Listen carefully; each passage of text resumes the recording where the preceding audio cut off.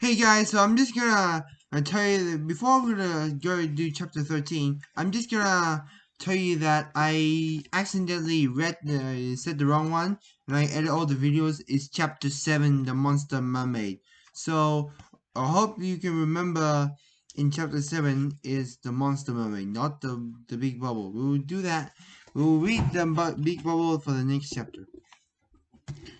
I Okay, we already read to chapter 11, so page 11, it says, "Yikes," said Terry, "what am I gonna do?" Well, at the start, I said, "I think you should definitely break up with her. And pretty soon, too, of course." "I will," said Terry. "But what if she tries to eat me?" "Calm down," I said. "I was just joking." For a moment there, no need to do anything. She doesn't know what you know what she's a sea monster.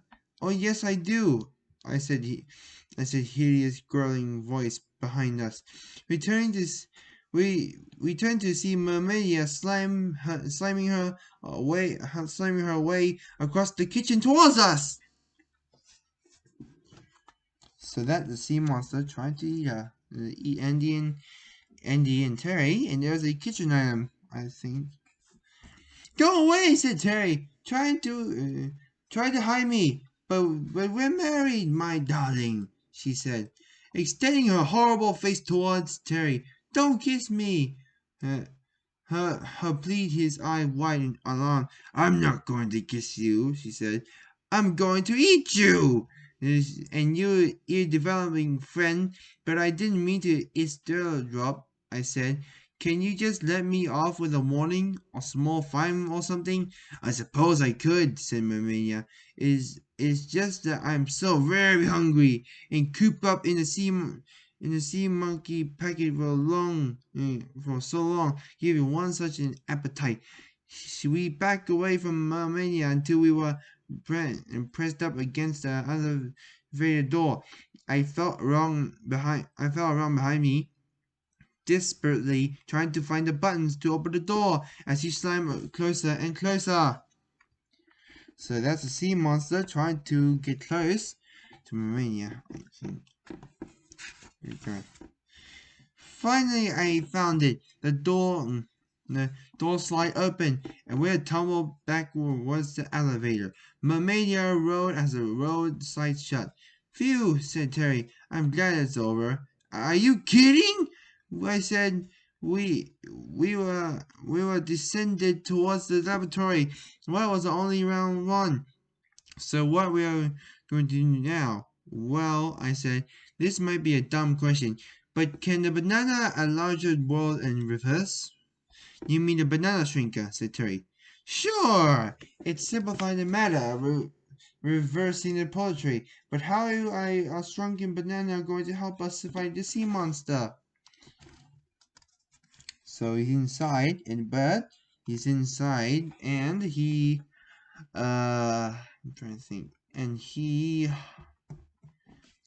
oh yeah, and he was trying to figure it out together.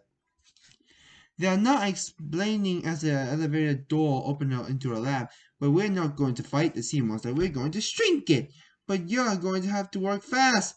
Your wife will be there any second." "Don't remind me," said Terry, making a dash for the enlarger.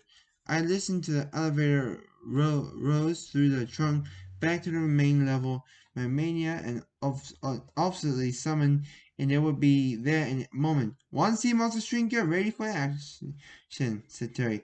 "Just in time," I said. So both of these, they are about to get ready for distraction and life bait to the sea monster.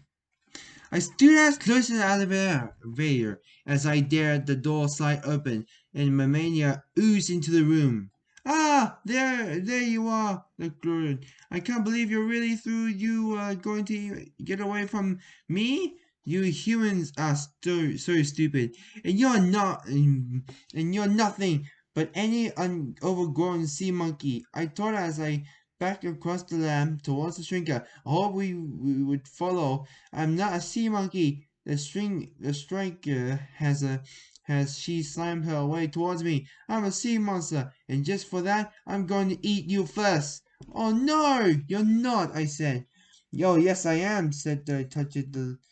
Oh, yes, she said as she touched the tip of my nose with one of her stinking black tentacles, I think. So Andy was nervous about Terry's wife. Oh no, you're really not! I shouted, jump clear! Now, Terry! Fired up the shrinker and blasted her with a ray. Mamilia screamed and raged as she began to shrink before our eyes. Yes, a sea monster was shrinking. Alive. I'm shrinking! She screamed as she grew smaller and smaller. I'm a shrinker! I'm shrinking.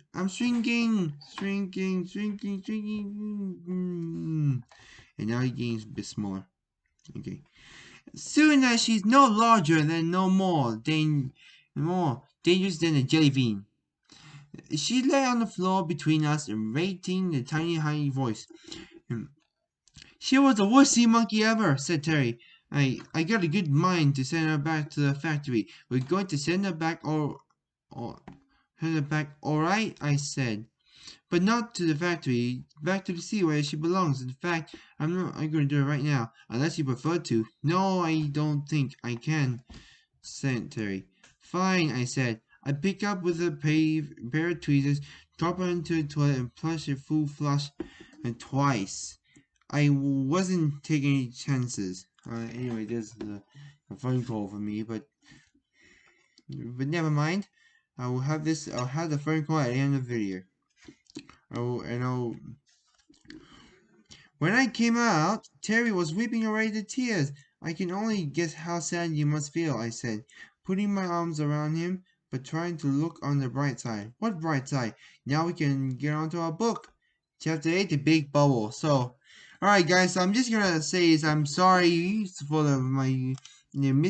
I forgotten about chapter 7. We finished chapter 7. So I'm just in description below you might see all the videos. You might see that this is chapter 7, and this is chapter 7. I had to rewrite it.